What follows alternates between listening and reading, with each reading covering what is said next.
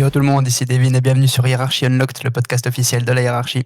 Ce soir, comme d'habitude, je suis accompagné de Enzo et Talo. Salut les gars. Salut. Du coup, on passe directement au résultat. Bah allez, c'est parti. Du coup, on était à Seattle. Ultimate Pledge Arena. On commence le show avec Adam Pearce qui appelle Seth Rollins qui veut discuter. On a une dizaine, je sais pas, je les ai pas comptés précisément, mais on va dire une dizaine d'hommes masqués qui arrivent tout autour du ring. Un peu plus même, je pense. Ouais, même bien plus. Je crois qu'il y a tout, Ouais. il y a toute l'école, qui est venue.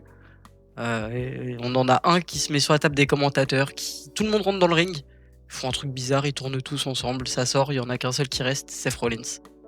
On apprend qu'il n'est pas cleared par les médecins. Adam Pearce a peur que The Vision le chope et le termine. Bon, j'y crois moyen au truc du pas cleared par les médecins personnellement, mais ça va faire monter un peu la tension. C'est une kayfabe quoi. C'est ça, on va faire monter la tension. Il joue sur la ligne, qu'est-ce qui est réel, qu'est-ce qui n'est pas, en laissant un doute raisonnable, parce qu'il y a la structure en vrai, parce que ça permet de créer une vraie tension pour les fans de Seth Rollins. En vrai, c'est possible, hein, qu'il soit pas encore totalement clear. Et puis ça WrestleMania en aussi. vrai, peut-être aussi. Mais bon, enfin bref, ça parlait de The Vision jusqu'à temps que la musique de Logan Paul se démarre. Ils arrivent, Rollins remet son masque, tout le monde remonte dans le ring, retour de passe-passe et puis tout le monde part. Donc pour le premier segment, ça va, sans plus, plutôt sympa.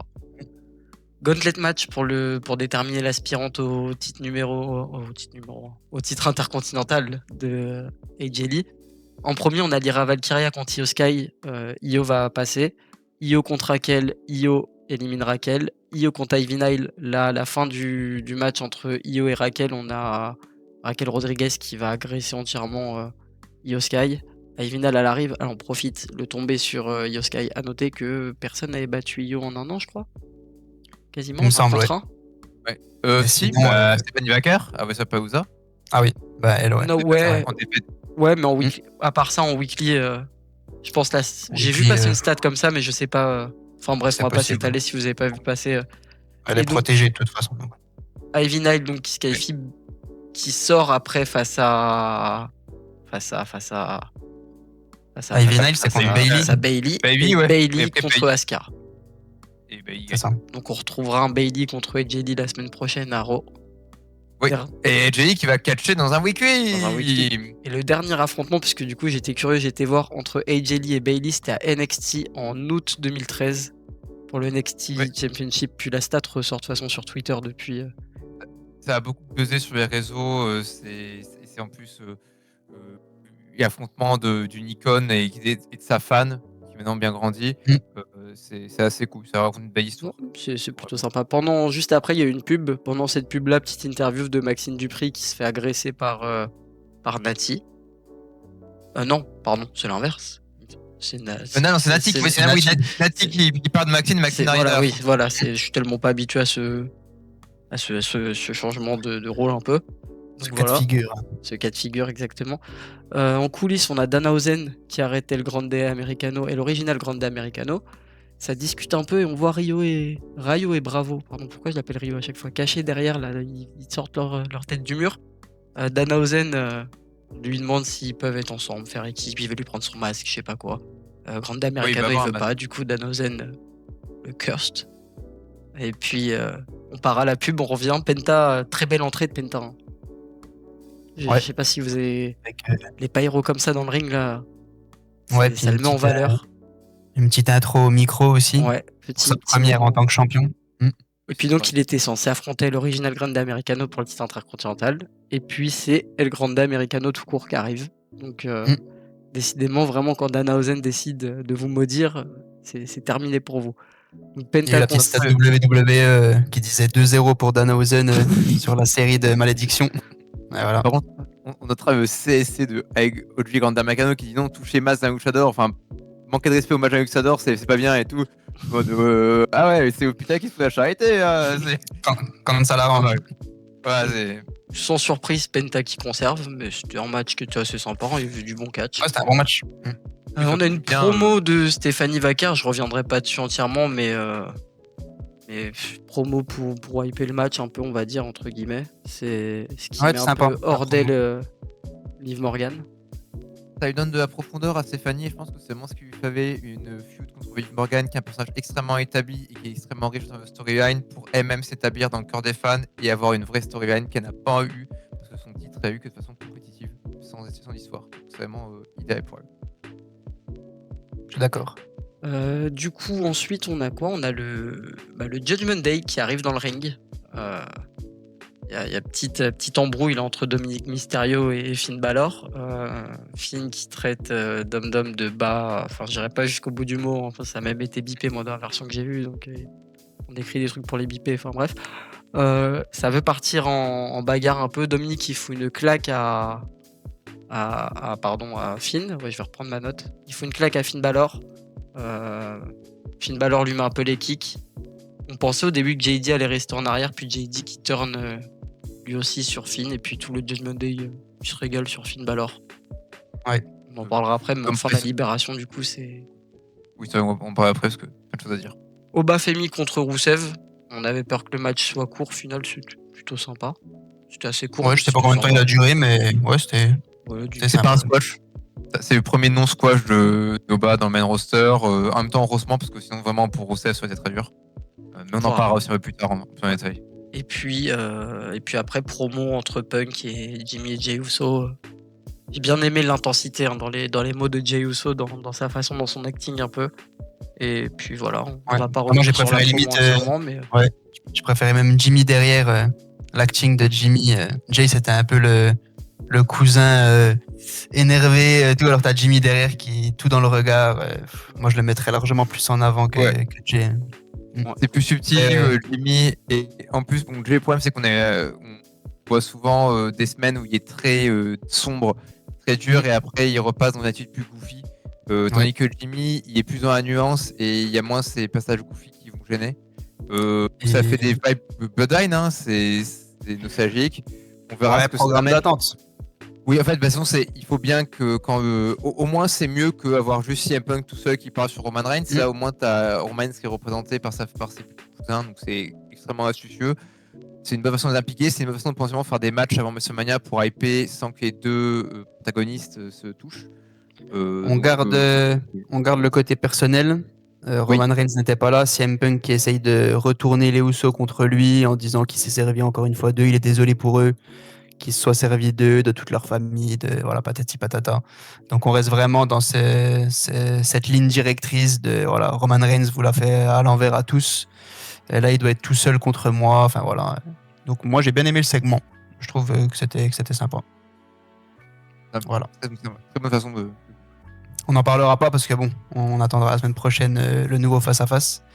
Mais c'était sympa pour clôturer. Roman sera là la semaine prochaine, il rate plus aucun Raw avant Mania. Il en rate un le 6 ou 7 avril, je sais plus c'était le combien. Qui est Roman? Il en rate un. Ouais. Ah ouais. J'ai vérifié tout à l'heure. Ah ok. C'est qu'ils ont rechangé le premier planning qu'ils annonçaient, il y avait que celui-là qui ratait. C'est le 6 ou 7, je crois. C'est le 6 parce qu'il est là le 13, donc oui, 7 jours avant le 6 avril. Il reste 4 euros. 5 Lui 4. Mais il en reste 5. Lui 4 et il en reste 5 de toute façon. Ça va être... Comme sur sa voiture, il y a 4 euros. Allez, le programme. Vite. Passons à la suite. Du coup, on va bien évidemment parler de l'armée de Seth Rollins. On reviendra quand même sur la division féminine avec le Bayley et Jay Lee et possiblement un autre match prévu pour Mania, on verra. Oba Femi et bien évidemment le segment choc entre Finn Balor et le Judgment Day. Du coup, on entame avec le programme d'ouverture, Seth Rollins, qui arrive avec toute son armée. Qu'est-ce que vous avez pensé de ce segment? Est-ce que ça fait avancer l'intrigue? Est-ce que pour vous, ça amène sur quelque chose? Ça dessine un peu les plans pour WrestleMania ou c'est encore trop flou pour pouvoir en parler? Ça ne clarifie rien pour Mania. C'est un peu une semaine d'attente. Mais ça apporte une chose qu'on voulait, c'est on voulait savoir avec qui était allié Rollins, on voulait savoir combien ils étaient. Et là, on voit, ils sont beaucoup. C'est plus cool que s'il était juste avec son disciple ou avec 2 disciples. Et là, vraiment, il y a vraiment une armée, un côté Nexus, un côté invasion, un côté sauvage. Ça, c'est vraiment très sympa. Je pense qu'il y a quelques plans qui ont peut-être semblé un peu goofy dans la réalisation. et dans la visualisation, mais dans l'intention créative qu'il y avait derrière, je trouve que ça paraît une bonne idée. Mais, On a mis le chrono. Ah oui, Ah oui. effectivement. ça paraît une permettra bonne de idée, mais peut-être que dans la réal, c'est un peu plus goofy que ce que ça en AVR en brainstorming. Voilà. En tout La cas, c'est petite danse, ouais, c'était assez. Je l'aurais pas fait Ouais. comme ça. Mais. ça. Mais Et tu voilà. vois l'idée d'un gars qui se fond dans la foule, un peu Anonymous, tout ça, Ça, oui, oui. dans le set de J'ai- film, ça marcherait bien. Je suis d'accord sur ce qu'ils ont. Dans Matrix. Ouais, mais bon, ça rend un peu moins bien que prévu. En tout cas, on savait patienter parce qu'il n'y a pas eu d'interaction particulière physique. On n'a pas eu de nouvelles de Polyman. On n'a toujours pas Brand Si, on a eu. On a eu des D'accord. nouvelles de Poleman. On nous a dit qu'il était Oui, il est blessé. blessé. Oui, mais pas oui. Oui. Non, excuse-moi, oui, il est à l'hôpital, voilà, il va pas bien. Mais oui, c'est On pas a eu la confirmation qu'il est absent pour une durée indéfinie. Bah, en même temps, il est dans la cave de LA Knight, donc dès qu'il faut qu'il sorte, on va. Mais du coup, je me demande. Moi, je le oui, vois bien réapparaître avec Brock la semaine prochaine. Je pense pas. Sinon, je pense pas qu'ils auraient parlé de durée indéfinie. À mon avis, ça va durer jusqu'à Mania Alors ou une jusqu'à ou deux avant semaines Mania, mais- ouais.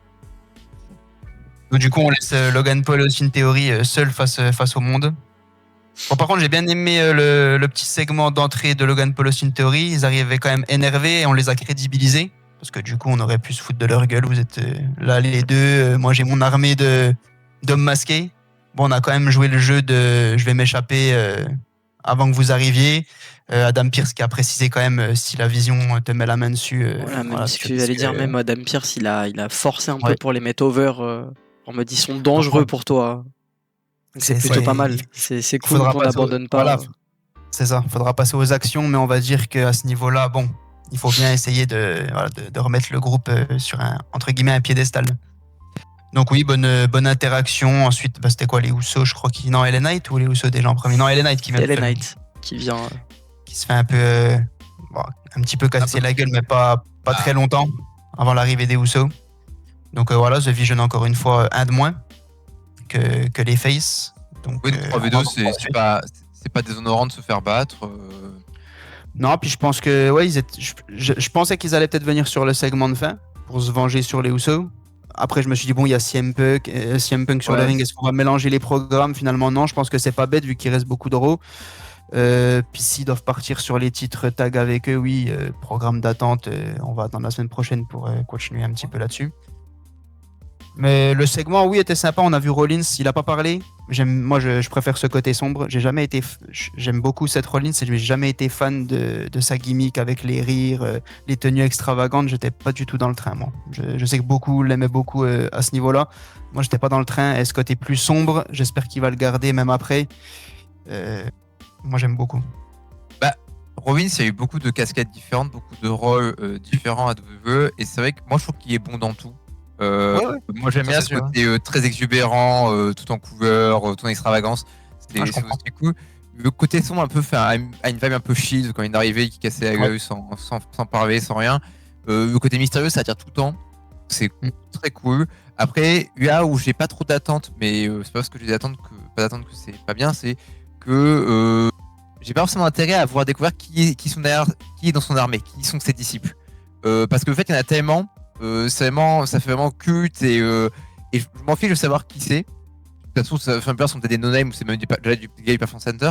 Mais là, ça m'intéresse vraiment de savoir comment Rollins va l'utiliser pour potentiellement peut-être prendre le pouvoir et s'affirmer. Voilà, j'ai plus de questions sur qu'est-ce qu'il va faire avec eux que qui ils sont. Tandis que pendant très longtemps, on était en mode c'est un homme masqué, qui est l'homme masqué? Et là, c'est non. C'est à quoi vont servir l'armée d'hommes masqués? C'est ça qui m'intéresse et je trouve que c'est un bon twist parce qu'on l'a pas vu venir forcément. Toi, tu en avais parlé, t'avais dit, ça serait cool qu'ils reviennent avec plein d'hommes masqués. Bon, bah, faut arrêter de bouquer les shows, monsieur, parce qu'ils sont venus avec plein d'hommes masqués. Après, oui, je pense que ça restera des no-names jusqu'au moment où peut-être il y en aura. Je vois même le truc arriver où parmi tous ceux-là, ils vont refaire une scène similaire et t'en auras quand même un parmi eux qui va enlever son masque et on aura peut-être un acolyte et peut-être un second pour un peu construire un second clan. Ils peuvent partir sur un délire comme ça. J'ai vu passer aussi à un moment Seabreaker et Clear à un moment donné, peut-être qu'il arriverait aussi dans le groupe et qu'il enlèverait le masque derrière Rollins et hop, je suis de retour. Ils peuvent Ou même, Oui, il peut. pourquoi pas, Logan Paul qui vient tout seul et derrière, Austin Theory. Allez hop. Donc il possédait son sans fin actuellement. C'est ça qui est cool, c'est qu'il y a beaucoup de théories et Non, il y en a il y a... Ah oui, Sven, pardon. Excuse-moi. Je suis contaminé par ça y est. Et mais non, il y a vraiment beaucoup de choses, beaucoup d'hypothèses. Je vais plus les mots théorie à cause de toi. Il y a beaucoup d'hypothèses et il y a rien de concret sur lequel se fixer. Avant, on se fixait en mode il ressemble, il y a la morphologie de théorie, ils se battent comme théorie. Ah non, ça c'est Crossover. Il est fin comme. Et ah non, là non, il y a pas. Focus. Qu'est-ce qui sera le next move de cette Rollins qui a toujours, comme il dit, toujours un coup d'avance. Et la semaine prochaine, moi j'ai hâte de voir ça. C'est ce qui m'a un peu plus pour la semaine prochaine, c'est la suite avec cette Rollins. Même si je sais qu'on va pas être déçu sur le reste, ça où il y a plus de mystère, mais quoi que là, on a reproché à l'équipe créative de pas nous surprendre. Je trouve que depuis début 2006, que ce soit sur le changement de titre ou sur les storylines, il y a quand même un effort qui est fait. Et Arrow, c'est plutôt solide parce que ce soit il y a la storyline de la Vision, Punk Reigns, Morgan Vaquer, Judgment Day, il y a beaucoup de storylines qui bougent dans les storylines majoritaires. Et c'est vraiment positif, ça donne de plus en plus envie d'aller vers Mania et ça monte en puissance crescendo. Ben, on va dire, bon, on n'est pas encore ultra avancé, on n'arrive pas encore à la fin de la road to WrestleMania, mais je la trouve déjà plus hypante que celle de l'année dernière. Après, c'est un avis perso. Oui, c'est personnel. Ouais, il y a plusieurs histoires qui se mettent en place, d'autres qui avancent bien. On en reviendra même plus tard, mais ouais, ça me plaît bien, même cette histoire, voir où ça va nous mener. Ça parlait aussi, par rapport à comment ça a été amené, peut-être que Brock Lesnar se retrouverait avec Seth Rollins ou LA Knight du coup en adversaire, parce que LA Knight, le problème c'est qu'il va se retrouver sans personne. Non, si on part sur les Usos contre la Vision et Rollins contre Breaker, ça c'est LA Knight il fait quoi? C'est l'hypothèse LA Knight Open Challenge, on avait parlé dès que Brock était venu dire qu'il avait fait un Open Challenge, ça reste notre candidat numéro 2 ou 3, je pense, en probabilité. Ouais. Et surtout le fait qu'ils conduisent l'ambulance. C'est peut-être aussi pour amener ça. C'est que ça paye pas assez. Superstar Main Roster, il faut bien un side job et ambulancier, c'est pas mal. Il a pris exemple sur les ambulanciers à Paris. Il s'est dit, ça a pas mal comme carrière et il a fait quoi. Et du coup, ça laisse plein de possibilités pour tout. Du coup, on aura Brock Lesnar la semaine prochaine aussi. Donc on verra. Ça a plein d'avancer. S'il touchera un mot, parce qu'il faudra bien qu'il prenne le micro cette fois-ci, je pense, ou peut-être même pas. Mais... Il y a Poeman qui va en fauteuil roulant avec une minerve et qui va dire c'est bon, non, j'arrive, c'est mon client. Donc, oui. Non, c'est vrai que je suis impatient là. C'est vrai qu'ils sont restés très discrets concernant cette Rollins à la Vision. On a eu le segment d'ouverture, plus rien après. Le segment, on est resté sur ça. J'ai pas trouvé ça bête dans le sens où il reste beaucoup de semaines, donc patientons. On a eu le petit segment qui a fait avancer. Oui et non, les choses, mais on a vu cette Rollins et toute son armée. Donc, hâte de voir la suite. Qu'est-ce qu'ils vont nous cook. De temporiser tant d'importantes informations en plus. Sans trop engager l'e-sport sur la nouvelle direction. Enzo, t'as pas trop entendu. T'as quelque chose à dire sur ce sujet? Ça t'a hypé? Pour moi, vous avez tout dit. Hein. Franchement, le truc est hypant. Après, à voir comment ça sera utilisé l'armée. Mais voilà. On attend la suite. Oui, la suite au prochain numéro pour ça. Maintenant, on passe nous aussi à la suite. Avec on va le dire, le match de la soirée. Hein. C'était vraiment sympa. Avec, je vais mettre un pouce pour une personne dans ce match. C'est Ivy Nile qui a eu de longues minutes face à Bayley, qui a éliminé Io Sky grâce à l'aide de Raquel Rodriguez, mais c'est elle qui fait le quand même. Éliminé. J'ai senti une vibe Kiana James. On essaye de mettre en avant du côté de Raw aussi, on a choisi Ivy Nile. Et gros match contre Bayley. Ça a duré, je pense que c'est l'opposition qui a duré le plus longtemps de tout le gauntlet. Il faudrait vérifier, mais j'avais ce sentiment-là. Donc, mais au final, voilà, c'est Bayley qui ressort vainqueur. Programme de transition, je pense, pour AJ. Ça m'étonnerait qu'elle droppe le titre à ce moment-là. Hein. Et on parlera d'autres choses encore après, mais qu'est-ce que vous en pensez, Bayley? Programme d'attente, possibilité de l'avoir championne avant Mania? Oui, super match. Je suis déçu que tu n'aies pas parlé de Vira Valkyria, qui a fait un très beau opening avec Io Sky. Arrive à. Il y a peut-être un projet. Après, j'ai pas grand chose à dire plus qu'elle se fait éliminer par Io Sky, ce qui est logique dans l'état de forme actuel de Io Sky. C'est pas déshonorant pour Vira Valkyria. J'attends de voir sur quel programme elle va arriver maintenant. Maintenant qu'elles sont plus dans la course petite par équipe, faut voir. Mais comme elles tournent autour de Baby et elle est en backstage où elles étaient encore ensemble et tout pour cheer sa copine, à voir. J'ai peur qu'elle soit dans aucun programme pour Mania cette année. Alors, ça me choquerait pas. Parce qu'actuellement, Mania, Non. les places sont très chères. Et pas que les tickets. Hein. Les places pour les matchs sont très très chères étant donné qu'il y a beaucoup de titres à défendre. Et ça ne me choquerait pas de ne pas voir Vira Valkyria dans un match actuellement. Ça me rendrait triste, mais malheureusement, il y a beaucoup de catcheurs et de catcheurs talentueux qui n'ont pas de spot à Mania cette année, on sait déjà.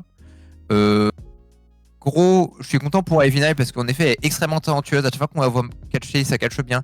Elle a jamais fait un mauvais match télévisé à la WWE. Elle combine très bien avec sa catcheuse.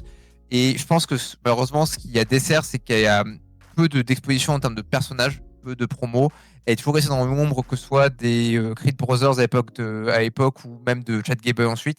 J'espérais qu'avec Chad Gable, elle soit plus mise en avant parce qu'elle sera une storyline plus importante. Et la blessure de Chad Gable est venue vraiment contrecarrer beaucoup de choses. Donc j'attends du retour de Chad Gable un peu plus d'exposition pour aller Creed Brothers. Ouais. En tout cas, c'est super si elle peut s'en sortir en solo et puis être manageuse de luxe pour une tag team. Ça me fait penser à Marina Shafir un petit peu. Ouais, ou même à moi, elle me fait penser à Jordan Grace aussi parce qu'elles sont les deux pareil. Elles ont vraiment un physique très similaire. C'est une powerhouse, mais plus petite. C'est pas une grande powerhouse comme Raquel Rodriguez. Elle est plus fit, mais elle est remplie de muscles. Ah oui, c'est ça. Elle est. Ouais. Bah, tu l'as vu la souplesse arrière où elle tient pendant 1 minute limite. Oui, non mais ça tomber, tu sens. Elle partage beaucoup de ses entraînements sur les réseaux sociaux. Et vraiment, c'est une bosseuse. Ça veut pas dire qu'elle a un bel affrontement contre Bailey, parce que Bailey elle combine bien avec tout le monde, c'est super quelque chose. Donc personne en sort diminué. Parce que même Yoskai qui prend un pin d'Avina, c'est justifié parce que Rakai pète un câble et a détruit. Et ça, c'est très bien. Bailey, c'est mérité. Il y a victoire contre Asuka, c'est bien parce que il y a beaucoup d'histoires entre les deux catcheuses. Donc ça permet de raconter les choses et ça permet de faire avancer une histoire qui est maintenant commencée depuis septembre. C'est cette tension entre Kairi Sane et Asuka. Et donc qui va être notre deuxième micro-sujet. Et ça, c'est bien de faire avancer les deux histoires en même temps. Et concernant LGI versus Bailey, alors, je vais dire, j'ai aucune attente, mais c'est pas négatif. C'est que je ne sais pas comment attendre parce que je pense quand même que LGI va conserver. Mais je pense surtout que Becky Lynch sera dans les parages. On n'a pas vu, elle en profite pour faire une petite pause à Becky. Elle fait ses campagnes de réseaux sociaux contre Jessica Carr. Mais elle a tweeté pour Bailey aussi, je crois. Ouais. Ok. Mais elle reste présente de loin. Je pense que ça va être divertissant. Ce qui serait beau pour Bailey, c'est d'avoir un spot à Mania cette année parce qu'elle n'en a pas eu un dernier au profit de Becky Lynch qui revenait. Ce serait très sympa que cette histoire de Tiana Continental continue pour elle jusqu'à Mania. Un triple threat ou plus, parce qu'on parlait notamment de notre côté de Nati et de Maxine autour du titre intercontinental féminin. Actuellement, elles s'en sont vachement écartées. Elles vont peut-être gérer leur bail ensemble avant de se reconcentrer dessus, mais pas un match avec pas mal de monde. Je ne sais pas. En fait, il y a traditionnellement pour les titres secondaires des matchs de échelle à 6 dans les WrestleMania. Je vois bien ça, je vois bien un match multi-woman où vraiment on va en mettre, je vais pas dire le plus possible, mais pour qu'on essaie de trouver un spot quand même à plusieurs qui n'auraient pas forcément de storyline. Je vois bien quelque chose comme ça. Et c'est un match spectaculaire potentiellement, ça permet à plusieurs personnes de briller. Après, pas forcément pour un titre, mais tu peux très bien faire un 3 contre 3, enfin quelque chose. Voilà. Ouais, moi, j'aurais bien vu pour titre qui enfin, je pense que pour un des 4 titres secondaires, que ce soit masculin ou féminin, je verrais bien un match à beaucoup PHE. Pour le titre US ou être trissé, je pense que ça va être bouché. Un des 4 titres. Je sais pas lequel, mais je vais ça pour les 4 titres. Et pour ICT féminin, ça s'y prête bien parce qu'il y a beaucoup de prétendantes qui ont de gros calibre. Parce que titre US, ça scène un peu plus calme. Ouais. Puis Enzo, toi, Bailey, du coup, tu la voyais gagner, tu voyais quelqu'un d'autre peut-être plus. Moi, je m'attendais peut-être pas forcément à. Après, je savais pas trop qui voir gagner. Moi, plus le match avançait, plus ça s'éclaircissait un peu. Mais ouais, Bailey, j'étais surpris, j'étais content même. Après, je sais pas si elle irait jusqu'à gagner le titre lundi prochain. Sauf si AJ c'était une championne de transition de luxe, mais En fait, ça m'étonnerait de pas faire rentrer AJ Lee à WrestleMania en tant que championne maintenant que tu l'as couronnée championne à un mois du show, quoi. Il y aurait qu'une intervention de. Ou alors faut que de Becky, Lynch, ou alors faut que mais- Becky ouais. intervienne pour essayer de casser le truc et on partirait sur un triple threat. Limite, je préférerais Becky Lynch contre AJ Lee sans le titre. Et tu fais un match pour le titre intercontinental avec peut-être 6 Ouais. C'est participantes. vrai que ça peut être, ouais. À moins que Becky intervienne, que ça tourne mal parce que Becky se fait piéger parce qu'elle agit de façon irréfléchie, que ça fasse disqualifier Bayley et que Bayley, comme elle gagne qu'elle perde mais qu'elle gagne mais qu'elle ne récupère pas le titre, que Bayley arrive à avoir un rematch et à Mania il y a un triple threat Becky, Ouais. Bayley et JV. C'est une possibilité Après, pour il y a AJ. après, il y a une histoire Moi, qui je- me moi, je semble sais un peu pas, hein. plus personnelle quand même entre AJ et Becky depuis le retour, etc. Donc c'est vrai que ça me semble pas fou ta théorie de voir Becky venir coûter le titre à AJ pour partir à Mania en Ah, un ça serait contre un. sympa. Ça me. Ouais. Parce Pas qu'en vrai, besoin les du deux, titre, t'as pas en besoin vrai. de titre, t'as pas Non, besoin de t'as titre besoin de pour titre, raconter quelque chose, les deux. Il y a déjà assez de. Ouais. Puis moi, je verrais matériel. plus Becky après repartir sur le titre de championne du monde, pourquoi pas. À part si c'est Bah, Liv Morgan, ça ferait heel contre heel. Donc, mais ouais, là, je pense qu'elle en a assez fait pour le titre intercontinental. Il y en a Pourquoi beaucoup pas. fait pour le crédibiliser en effet. Et on voit que, d'ailleurs qu'il est beaucoup plus intéressant pour les fans que le titre US féminin qui malheureusement a connu des grosses périodes de Ouais. bas. Et parlons rapidement de la fin du Mhm. match. J'ai presque l'impression que ça a été aussi buildé pour ça, encore une fois. On avance. Et ça parlait dans les dirt sheets de possiblement un Asuka contre Kairi Sane. Enfin, l'apogée de cette histoire. Est-ce que vous voyez ça arriver pour Mania ou est-ce que ça va encore durer Si on fait. Vas-y, Vas-y, Enzo. Talo. J'ai du mal à voir pour Mania parce que Mania, s'il n'y a que 14 matchs, ça va être dur de retrouver un spot pour ce match-là si tous les titres sont défendus. Je parviens pas celui-là si tous les titres sont défendus. Ce serait. Et je suis pas sûr. Enfin, ça dépend comment ça va évoluer, à la vitesse à laquelle ça va évoluer. Mais je suis pas sûr que ce soit prêt pour Mania à voir. S'il passe à seconde, ça peut être prêt. Et à voir si c'est assez important. Je pense que les fans sont quand même assez impliqués émotionnellement. C'est pas incompatible avec Mania. Ouais, vas-y, Enzo. Moi, vu le petit segment backstage là, après le combat, il y a un segment entre Jevon et R-Truth, je suis en ouf, moi, et Kofi Kofi. Kingston. Non mais je suis fatigué là. Donc où on voit derrière Asuka et Kairi, on a l'impression qu'Asuka l'embrouille encore, etc. On va pas revenir dessus pendant le show, mais peut-être d'ici la semaine prochaine, ça va commencer à s'envenimer. Et moi, mon avis, là c'est un avis de fan que je vais donner, mais je pense qu'on n'est pas obligé de garder tous ces gros matchs pour WrestleMania. Le build-up de WrestleMania, faut qu'il soit bon aussi, et faut qu'on ait des matchs et des Raw et des SmackDown intéressants. Donc pourquoi pas nous mettre un gros match au cours des 5 semaines qui arrivent. Et ça irait grave. Possible aussi, ouais. Moi, si je choisissais, je le verrais plus à Mania. Mais Ouais, mais le problème, c'est que là, on voit trop. Moi aussi, je le mettrais à Mania, mais on voit trop de matchs à Mania et on peut pas faire 20 matchs par soirée, quoi. Ouais. Ou alors, on fait toute Non. l'après-midi, toute la soirée.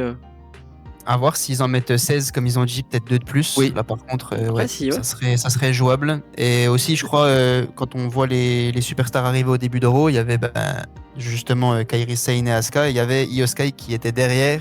En gros, je vais pas venir les gêner, je vais rester dans mon coin. Donc, est-ce qu'elle serait pas aussi dans cette histoire pour essayer de. Est-ce que ouais. le départ de Rhea vers SmackDown n'ouvrirait pas les portes pour je Io pense. d'essayer de venir sauver Kairi? Je pense de toute façon, que Io, elle a pas de storyline pour Mania. Oui.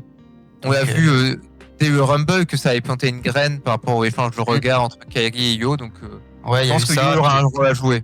Ouais, c'est quasiment sûr, parce qu'au final, t'es obligé de la faire s'investir là-dedans. Sinon, comment Kairi Sane viendrait pas forcément elle turn, ça serait plus Asuka, je pense, un peu comme l'histoire qu'on va parler après. Mais ouais, peut-être plus Asuka, puis Kairi Sane qui retrouverait Io Sky ensuite, Io Sky qui serait de son côté, etc. Donc ouais, Non, je pense pas à que- voir. Mais... Asuka étant déjà Eve, je pense surtout que ça va être un face turn organique de Kairi quand elle va se rebeller contre son oppresseur.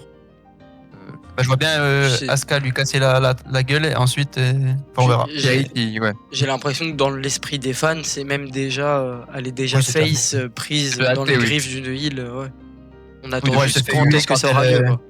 Elle se fait huer quand elle intervient pendant les matchs, mais sinon, Oui, mais pour parce le que- reste, oui. elle est déjà un peu babyface. Mais parce que je pense que justement, quand elle en intervient général. dans les matchs et qu'elle se fait huer, c'est la déception des gens de. C'est toujours pas maintenant oui. qu'elle attaque Asuka, quoi. C'est ça. Ouais, Ok, c'est- bon, on a On a fait, fini, on a fait troisième, le tour, hein. Ouais, on verra bien ce que nous réservent les prochains épisodes. on va parler de Bafemi. On n'en parle pas souvent vu que bon, c'est des squash en attendant. Je pense en attendant peut-être son programme à WrestleMania. Mais maintenant, qu'est-ce que ça va être? Est-ce que déjà il va avoir un programme à WrestleMania? On espère tous que ça sera, enfin tous, pas forcément tous, mais en général, que ça soit contre Brock Lesnar. Est-ce que ce sera contre Brock Lesnar? Si c'est pas contre Brock Lesnar, est-ce qu'il aura un programme à Mania? Qu'est-ce que vous voyez? Moi je le vois bien venir. Brock Lesnar, il a un Open Challenge pour Mania, donc il va venir en parler, je pense, la semaine prochaine. C'est la raison de sa venue, je pense. Je vois bien Bafemi venir y répondre. Il y a tout là. Enfin, est-ce que vous aviez déjà vu quelqu'un soulever Rousseff comme ça, sérieusement? C'est clair que la fin du match c'était impressionnant. C'est vrai qu'il a été impressionnant sur Rousseff. Ah oui, il l'a balancé d'une de ses J'ai jamais vu Rousseff se balader au-dessus de la 3ème corde comme ça, jeté par quelqu'un. C'était vraiment premier degré impressionnant. Ouais. Et j'ai envie de le voir, le Oba Lesnar. Pas forcément envie de voir Lesnar, mais le Oba Lesnar, je veux bien. Ouais. C'est très intéressant d'avoir pris Rousseff, parce que Rousseff c'est quand même quelqu'un d'établi, qui est établi comme étant une force de la nature et une brute, même si son retour à WWE est pas forcément auréolé de titres et de succès, mais il reste quand même quelqu'un qui a une valeur sûre pour les fans dans la mid-card. Donc le fait qu'il se passe squash, c'est quand même bien, parce qu'il y a squash beaucoup de gens, c'est bon, Bafemi. Il y a un match entre les deux, Bafemi sera gagnant, c'était sûr à 100%. Là, pour moi, l'étape logique suivante pour Obafemi pour construire sur la route de Mania, c'était un Sheamus. Il manque Sheamus, ça paraît, pour venir éprouver un jeune, un bon mec bien brutal pour pousser jusqu'au bout. Un Sheamus aurait été trop cool. Oh, c'est vrai que c'est dommage que ça fait longtemps qu'il est plus là. Oui, mais c'est une blessure assez haute qu'il a subi. Je sais plus si c'est à l'épaule, autre. Je sais pas dire de bêtises, mais en tout cas, pour moi, ça aurait été vraiment parfait pour son parcours initiatique à Obafemi. Le voir contre Lesnar peut-être, dès la semaine prochaine, on aura peut-être des éléments pour pouvoir affronter Lesnar, mais c'est vrai que là, ça commence à se dessiner. Il y aura un match à Mania et il y aura un match impressionnant. Il faut que ce soit un gros challenge. Et ce ne sera pas contre Gunther, parce que Gunther, il y a d'autres chats à fouetter. Et de mieux comme force établie du roster masculin que Lesnar pour faire une épreuve de force et montrer qui c'est qui est plus fort. Je pense que malheureusement, c'est. Après, faut juste espérer que Lesnar nous fasse pas une WrestleMania 32 en mode flemmardise. Parce qu'il y a moyen d'avoir un vrai joli truc avec Obafemi, un gros match de bœuf qui se tape dedans. Mais s'il nous fait le flemmard et qu'on part sur 2 F5 et 2 finishers chacun et fin du match, ça va pas être intéressant. Oui, il faut que ce soit un match qui est poussé au-delà de leur limite, un match qui vraiment montre que les deux sont très forts. Parce que un Oba Brock Lesnar en termes de puissance brute, ça rappelle un Goldberg Brock Lesnar.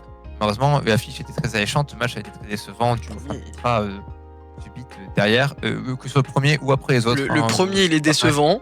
Le premier pour les nouveaux, il est décevant. Enfin, ça a été. Mais là, je vois plus comme un. Comme on l'appelle, les meet quand c'est deux gros powerhouse qui s'affrontent. Il faut que Lesnar mette du sien pour le mettre over. Parce que c'est important. En fait, pour moi, je veux bien que les deux s'affrontent. Bon, je n'ai pas mon mot à dire, donc je l'accepterai. Mais si les deux s'affrontent, je serais très content que ça serve pour établir Obafemi et pas pour le faire descendre. Pas que ce soit une mauvaise. Enfin, faut pas que ce soit une décision de booking qui enterre Obafemi. Moi, je trouve que ça servira. Faut que Lesnar accepte de perdre, admettons, s'il y a un match entre les deux. Parce que quand je vois la défaite de Rousseff hier soir, elle décrédibilise pas Rousseff. Par contre, elle nous fait dire bordel, qu'est-ce que Obafemi il est impressionnant. Et c'est ça qu'il faut. Ça rajoute ce truc, ça le met over sans décrédibiliser l'autre. Donc j'espère vraiment s'il y a un match entre les deux, ça sera un bon match à Mania parce que Oba là, ça peut péter à tout moment. Après, c'est ça le problème avec les matchs comme ça. C'est ce genre de match-up. On attend toujours beaucoup ce genre de match. On a des grosses et on est souvent déçus. Souvent déçus. C'est pas des bons match-up, mais c'est des affiches qui font rêver. Parce donc que à voir ce qu'on aura. Si à part ça, pour Oba à Mania, si on parle de Mania parce que c'est des plans assez court terme, il peut pas aller se battre pour un des titres principaux, c'est bon, c'est pris. Il y a Roman, il y a Cody, il y a Randy, il y a tout le monde là. Les titres secondaires, c'est encore open. Mais un petit Oba contre Penta.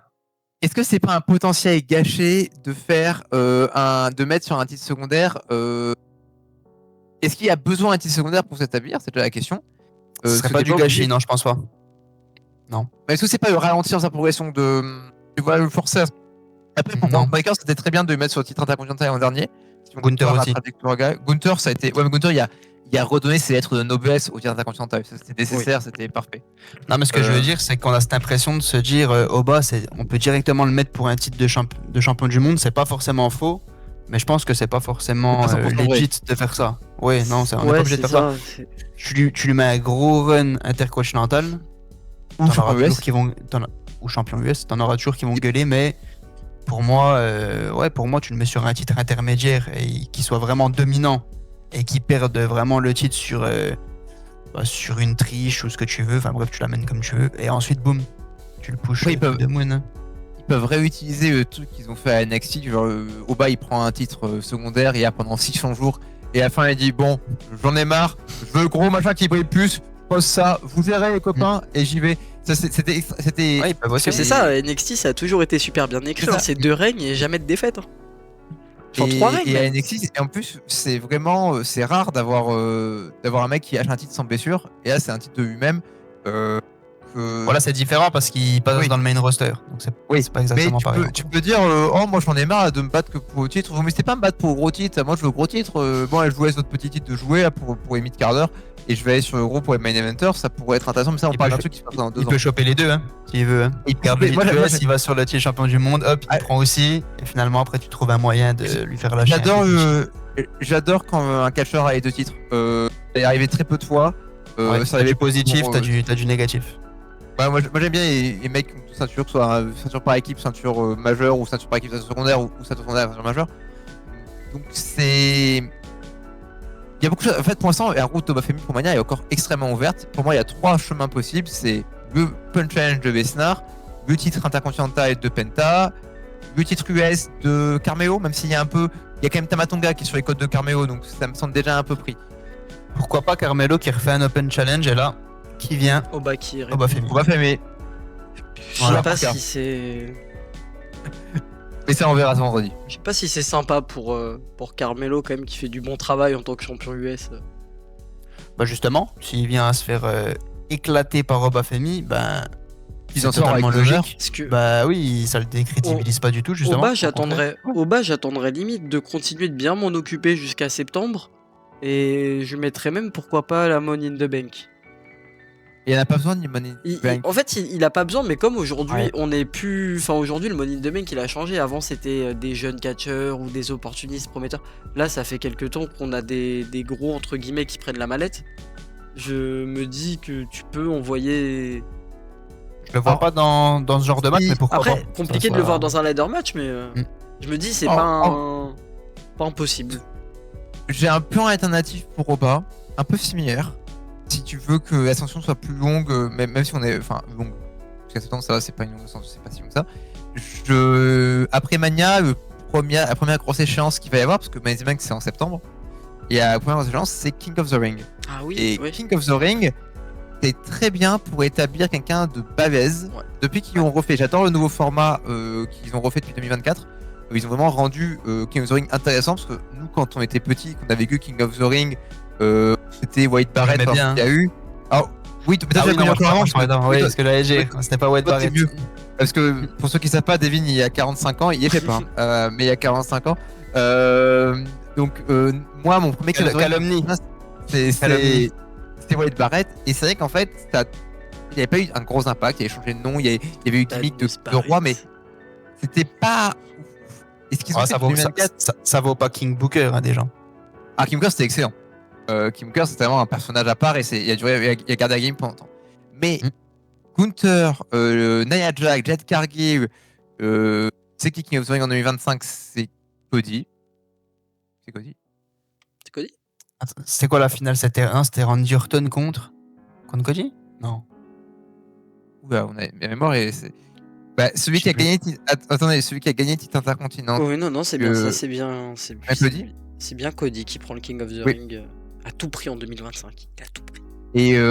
Et un King of the Ring comme ça, c'est bien parce que c'est sur un tournoi, il y a un côté match très compétitif au début, il n'y a pas d'intervention, pas d'overbooking, ça peut vraiment établir une personne seule. Et ensuite d'aller affronter un champion à SummerSlam, je trouve ça extrêmement bien foutu. Ça a très marché pour Jet Cargill qui avait un peu un profil similaire au Wapemi. C'est vrai. Pense de la nature, extrêmement Dora, arrive dans le roster, passe un peu de temps, montre qu'elle est forte avec Bianca Belair parce que Ils ont pas la même capacité in-ring quand même. Mais, et bam, le King of the Ring, et ça Pro Plus pourrait affronter Tiffany, même si elle perd le match. Et après, prendre plus tard. Au Bafemi, moi, je me verrais vraiment sur une trajectoire King of the Ring. Ça serait top. Il y a vraiment cette prestance en plus, parce qu'il faut quand même un personnage qui a de la prestance pour faire roi. On voit Gunther, Cody, Nia, Jade, c'est quand même 4 personnes qui ont de aura, du charisme, et quand tu leur donnes cette couronne, ça fait pas ridicule. Donc ce serait mon fantasy booking idéal pour Oba, et ça passerait par un match solide à Mania. Ouais, voilà, je vais te couper par rapport à ça, comme ça on finit là-dessus. Donc si tu dois choisir qu'une personne à la place de Brock face à Oba à Mania, tu mettrais qui? Comme ça. Bah, en fait, une seule, hein, pas intercontinental US, mais que. Ah, face à pour Oba. Pour Oba, si c'est pas Lesnar, tu mets qui en face à Mania? Bah, j'ai personne qui vient. Ton fantasy booking, personne? Ah, mon fantasy booking à moi. Comme ça, oui. Après, ce qui est dans la limite du possible. Hein. Oui, donc hors blessure, parce que en fait, sinon, je voulais balancer un Sheamus quand même, vraiment, mais je voulais mis avant. Après, si t'as personne, t'as personne. Il y a Dragunov. Ok. Mais ils sont déjà affrontés à NXT, donc ça fait un peu redite. Mais t'as vraiment le côté d'un IA qui doute actuellement, qui se remet en question parce qu'il n'a pas réussi à garder le titre contre Carmelo, et qui cherche un défi pour se remettre d'aplomb. Et quel est meilleur défi qu'aller prendre The nouvelle Beast. Par contre, j'ai peur qu'après, il faudrait voir comment booker IA après une défaite contre Bafemi Mania. Ça serait peut-être plus dur. Faut pas que ça fasse trop de dommage à IA. Il n'y a pas de plan pour lui, donc Royce Keys. Hein. Tu le sors de la cave, là, hop, petit match contre Oba à WrestleMania, franchement. Alors, c'est très généreux, sachant qu'il a jamais eu de match à part le Rumble, de lui donner un Mania direct. Mais je me dis, Obafemi, moi, je veux un adversaire impressionnant physiquement. Je me dis, il y a trop un beau truc à faire à Mania. S'il y a 2 grosses bêtes qui se tapent sur la tronche, genre, on peut se régaler. Ouais. Après, le seul truc dommage, c'est que tu le vois pour Royal Rumble, puis là, tu le fais perdre à WrestleMania pour son premier match, on va dire ça. Bon. Voilà. Après, on peut faire 4 shows avant, il reste encore 5 Après, il reste 5 semaines. Je vous laisse. Moi, j'ai pas de. Comme ça, j'aurais dit, s'il y a pas. Bah, si, mais allez hop, Ellen Knight, s'il a pas de match. Non, parce que si c'est pas Bob Smith, il va contre Lesnar. Parce qu'ils aiment bien le faire perdre, donc allez, Ellen Knight, Obafemi, si c'est pas Brock Lesnar. Pourquoi pas. Et on va passer au dernier sujet, le sujet choc de la soirée, parce que là, on a déjà passé du temps à parler. Bon, c'est le sujet, le petit JD, le grand JD, le Judgment Day. C'est corrigé. C'est le Judgment Day. Voilà. Du coup, heureux. Enfin. Attends, on va mettre le chrono pour se le respecter. Et enfin, ça explose. On est parti. Alors, il manquait Roxane Perez pour qu'il y ait tout le monde. Elle se remet toujours sa blessure. Sa blessure, elle s'est fait opérer, ouais. Oui, ouais. Et mais il y avait tous les ingrédients pour que ça explose. Le fait qu'il n'y ait pas Roxane, c'est pas gênant parce qu'elle pourrait être intégrée après sans problème. Qui a été très en accord avec Raquel et Liv Morgan, donc c'est pas crédit. Oui, c'est pas. Ça n'a pas explosé comme tout le monde le prédisait. Ça, c'est ça qui est bien. On n'a pas une opposition Liv Morgan, Finn Balor avec un camp qui se coupe en deux. Normalement, enfin en 2 parties égales. Parce on pensait vraiment qu'on aurait Finn Balor qui serait avec Roxane et Liv Morgan avec Raquel, et JD qui serait Finn. Et là, c'était tout le monde contre Finn Balor. Donc là, Finn Balor, il a tout perdu. Mais c'est le meilleur moyen, en descendant au plus bas d'échelle, de le faire renaître en tant que Phoenix et de le faire revivre en tant que personnage face convaincant, d'avoir une rédemption. Ouais, il a tout perdu. Au final, il a plus tout gagné que les autres, je trouve. Là, de se libérer du Judgment Day, il va avoir droit à son push. Il n'y a pas de son pote JD. Ouais, son pote Jobber. Ça, c'était le petit choqueur en vrai, JD. Justement, sur le justement, ça, c'est ce qui était cool. Non, mais le segment était hyper bien roulé. Ça, c'est cool, ça, par contre. Oui. Et vraiment, JD reste avec Dominique et compagnie. Par contre, la pauvre image du Finn Balor au sol qui se fait matraquer par Raquel et Liv. Ah oui, il y a vraiment donné sa personne. Mais c'est vraiment bien parce que ça fait 1 an et demi que les gens veulent que Judgment Day split. 2 ans, facile. Ouais, ça fait 3 ans depuis le début. 2 ans, on n'est pas encore à. Non, parce que 2 ans après, on aura quand ils ont tous les titres. Après Mania 40, ils ont tous les titres, ils sont trop forts. Ils ont tous les titres d'Euro après Mania 40. Entre 1 an et demi et 2, allez. Ouais. Mais Judgment Day, au final, quand on y pense, il y a très peu de mauvais moments. Je pense que ce split aurait dû être fait plus tôt, mais les blessures ont fait qu'il est arrivé que maintenant. Mais quel bon moment de faire avant Mania, parce qu'ils ont quand même réussi à faire monter la tension jusque-là. On a une échéance pour Dominic Mysterio qui, je sais pas, alors je sais pas exactement quel week-end c'est, mais il va défendre bientôt son titre AAA contre je ne sais pas qui, je suppose Vikingo. Vikingo, ouais. C'est l'Hero Et je crois que s'il perd, s'il perd, il est peut viré plus de la jamais- AAA. Ouais, il peut plus jamais viré. venir à AAA. Je crois qu'il peut plus se battre pour le titre de AAA. Je crois que c'est ça la Ah, situation. Ok, il me Bon, semblait j'ai- qu'il mais- il allait plus à la AAA, quoi. Du tout. Bon. Je me trompe peut-être. Le succès qu'il a, ça est-ce- m'étonnerait. Ouais, est-ce que Finn Balor va pas intervenir? Est-ce que ça va pas Alors peut-être que Finn Balor va intervenir mais n'aura pas de succès parce qu'il va se faire contrer. Je pense pas. Mais tu penses pas? Bon, je pense sais pas. C'était une supposition. C'était une théorie fournie par Diou. Non, c'est vraiment cool ça que ça finit comme ça, qu'il y ait une petite surprise avec JD. Il y a d'ailleurs et- Dilou qui sera là normalement sur le podcast samedi. Oui, Petite, je serai. petite surprise. Ouais, Changement avec Talo, ça nous fera du bien, on entendra moins Talo. Ouais, peut-être ça sera plus court, ça fera 20 minutes. On va souffler un petit peu. Mais non, enfin bon, de toute façon, j'ai pas grand chose de plus à dire parce que on a juste étincelle qui met feu là, mais il n'y a pas plus d'éléments. Hâte de voir comment ça va réagir la semaine prochaine, comment Finn Balor va réagir, comment il va se réinventer tout seul. Et let's go. Et Mania, un Dom contre Finn. Ça va être pas mal. Ça, j'ai hâte, je suis hype par ça. Et en plus, comme je l'avais prédit, pas pour le titre, donc c'est parfait aussi. Il n'y a pas besoin de C'est ça. titre. Non, pas d'entier pour une belle histoire pour eux. Parfait. Et ça fera un beau match. De rien. Ça va combiner. Ouais, grâce à Finn Balor, pas grâce à Dominic Mysterio. Et je pense que s'il rentre sur son thème d'entrée originel, Finn Balor, et quand Ouais, bah il va maintenant, c'est arriver bon, à ouais. Mania, ça va être génial. Ça va être très bien. Il va reprendre enfin, il a de nouveau celui-là, il me semble. Et est-ce qu'on aura le fameux push de Finn Balor qu'on attend depuis 2 ans, le push solo, parce que quand même Finn Balor ne se fait plus jeune, il mériterait un gros push pour aller prendre un titre majeur.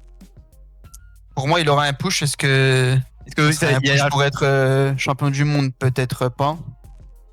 ce serait Mais- mérité par rapport à tout ce qu'il a fait? Mais en vrai, il a ce qu'il faut.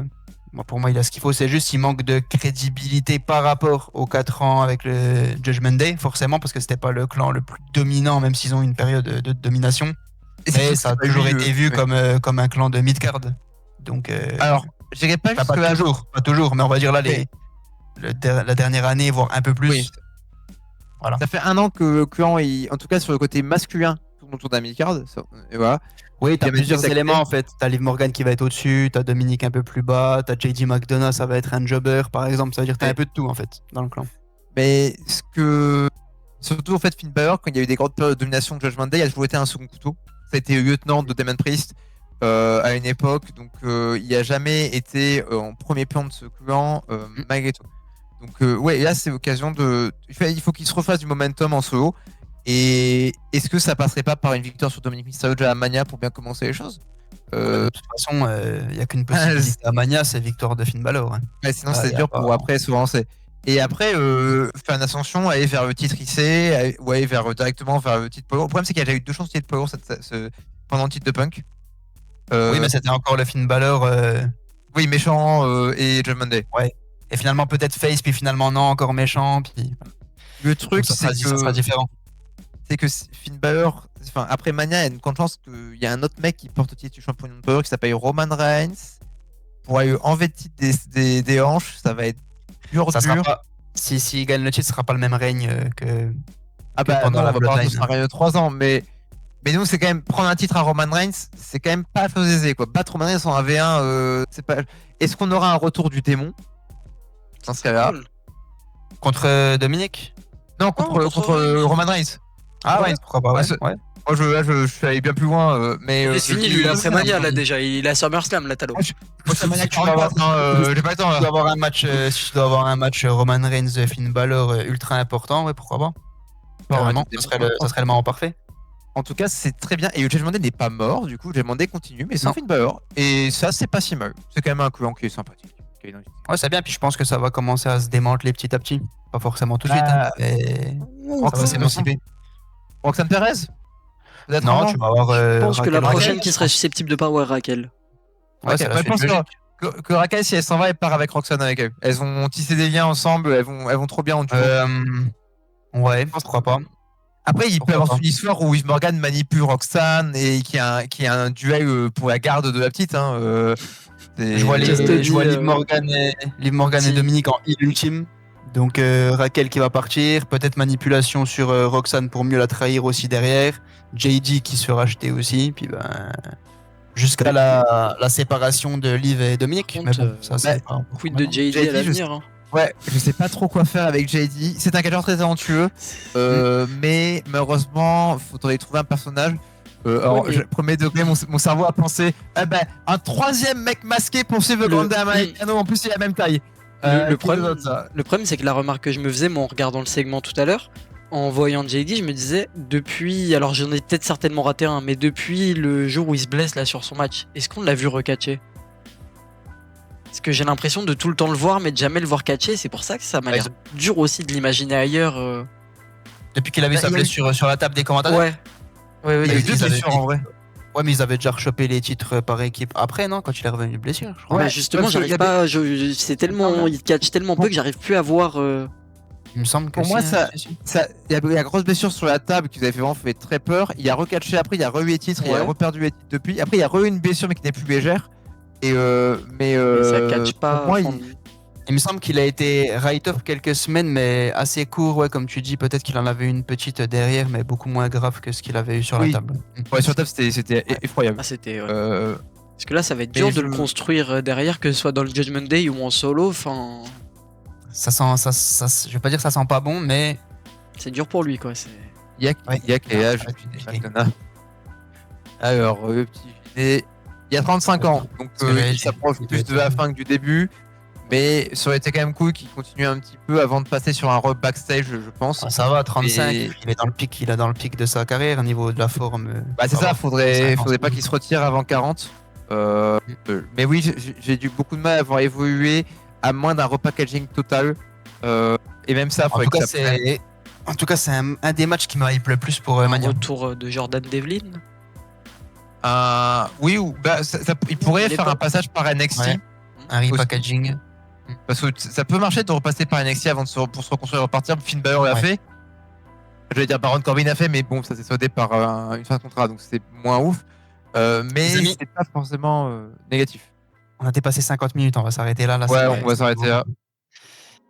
Du coup, comme d'habitude, les réseaux de la hiérarchie dans la description. D'ailleurs, grosse info aujourd'hui. Hein. On sera bien présent du côté de Raw à l'Accor Arena. Donc, abonnez-vous le 8 juin. Abonnez-vous au compte de la hiérarchie hein, sur Instagram, Twitter. N'hésitez pas. On vous donnera toutes les infos. Puis nous, on se retrouve samedi, sans Talo. Ouais. Cette fois-ci, avec Djilou. On vous présentera une nouvelle tête. Et puis, on se laisse là. Hein. Sur ce, c'était Devin, ça va bien. Enzo Talo. On se retrouve samedi. Ciao les gars. Salut. Ciao.